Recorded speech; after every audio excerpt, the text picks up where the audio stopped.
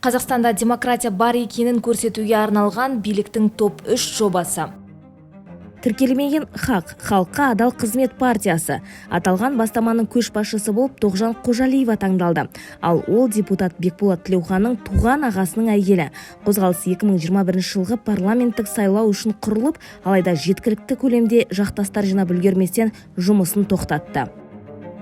Тіркелмеген ел тірегі партиясы көшбасшысы бұрынғы еңбек және әлеуметтік қорғау вице-министрі, бұрынғы мәжілісмен Нұржан Әлтаев. Екі министрліктегі жұмысын сәтсіз аяқтаған Әлтаев алдымен мәжіліске жіберілген. Содан кейін қуыршақ оппозиционер ретінде қолдануға шешім қабылдаған қанаты қайырылған ұшқышқа айналды. Әлтаев қашын оппозиционерлерге ешқашан бұйырмайтын митингілер мен түрлі жиналыстар өткізуге рұқсат етеді. Для вашей семьи 20 тысяч хватит месяц содержать?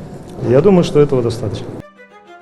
Тіркелмеген КДП Қазақстанның демократиялық партиясы. Көшбасшылары Жанболат Мамай, Инга Иманбай және бұрынғы дипломат қауіпсіздік кеңесінің бұрынғы хатшысы Төлеген Жүкеев.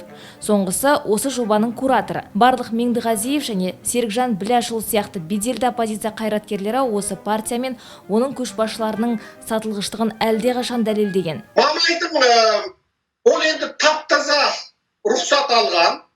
Қазақстанда демократия бар деп батысты алдау үшін біздің биліктің қолдан жасаған клоуны. И тогда я понял, что именно Жанболат Мамай является проектом, массивовским проектом Аккорды, что он работает в тесном контакте именно с Комитетом национальной безопасности, под прикрытием Комитета национальной безопасности. Для меня все это стало ясно.